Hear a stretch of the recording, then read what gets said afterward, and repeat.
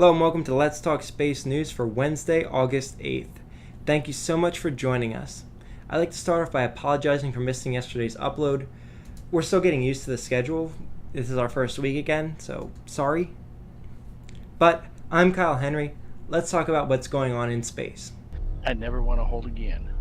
Falcon Heavy is in startup. Go Atlas. Go Centaur. Status check. Go Delta. 5, 4, 3.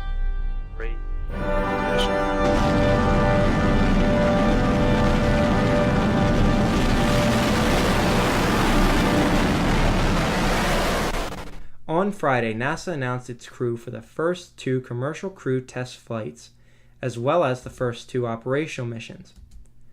On the Boeing Starliner test flight, NASA astronaut Eric Boe and Nicole Anapu will be joining Boeing astronaut Chris Ferguson. That mission is scheduled for mid-2019. On the SpaceX Dragon 2 test flight, the crew will be NASA astronauts Bob Behnken and Doug Hurley. That mission is currently scheduled for April of 2019.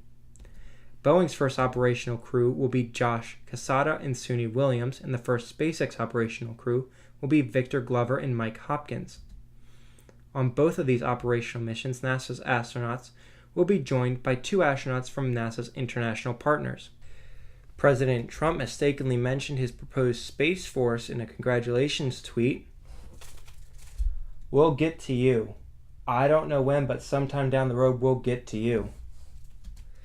On the topic of the Space Force, Vice President Pence will be at the Pentagon on Thursday to discuss how the military should establish this new branch. Also on Friday, SpaceX's Dragon CRS-15 capsule completed its month-long stay on the ISS.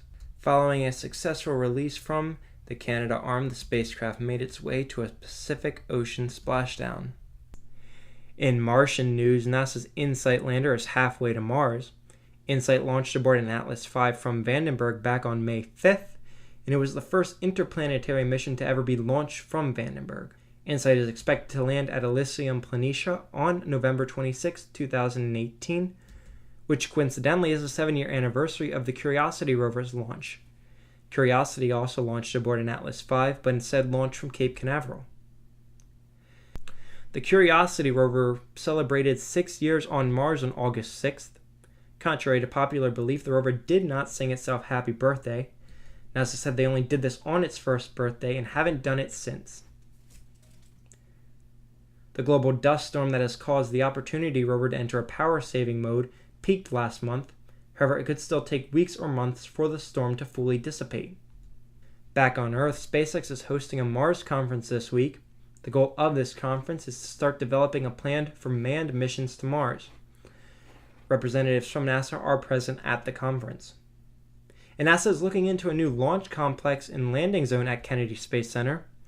The proposed Launch Complex 48 could be used for Boeing's Phantom Express spaceplane and other small rockets. The new landing zone could be used by SpaceX or Blue Origin for their first stage landings.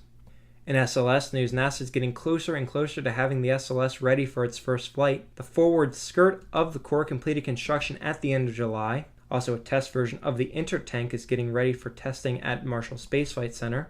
These stress tests will make sure that a flight version of the intertank will be able to survive the forces that a rocket exerts on its ascent.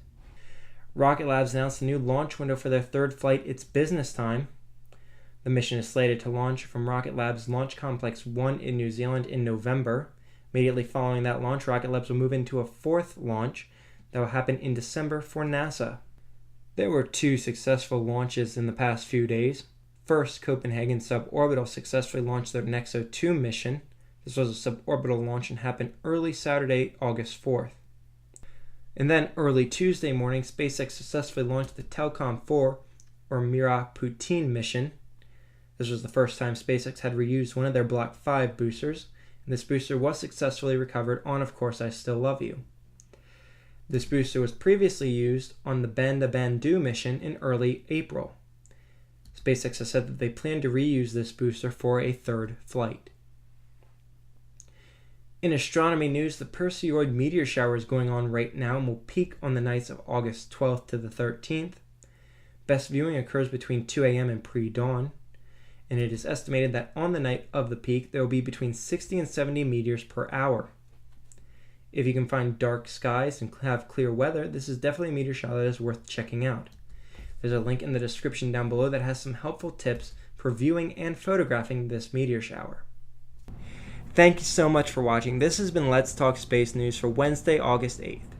A quick little note before we go. Our schedule says that we should have another space news on Friday. However, we're going to be traveling over the weekend and we will not be in the studio to produce a new space news video. However, we're going to try our best to produce something for Friday. I'm not sure what, and I can't even guarantee that there will be anything. But thank you again. Normally we post newscasts like this every Tuesday and Friday, but this is our first week and we're still getting into the rhythm of things. We also produce a Let's Talk Space discussion every 2 weeks on every other Saturday. This past Saturday we had one on SLS versus Falcon Heavy, and we'll have one again, not this coming Saturday, but the Saturday after that. But I'm Kyle Henry. Thank you so much for watching. If you enjoyed, hit the like and subscribe button and ring the notification bell so you can know what's going on in space and so you can keep up to date with our posts. We post all of our sources for today's stories in the description below so you can fact check us and make sure we're doing everything right.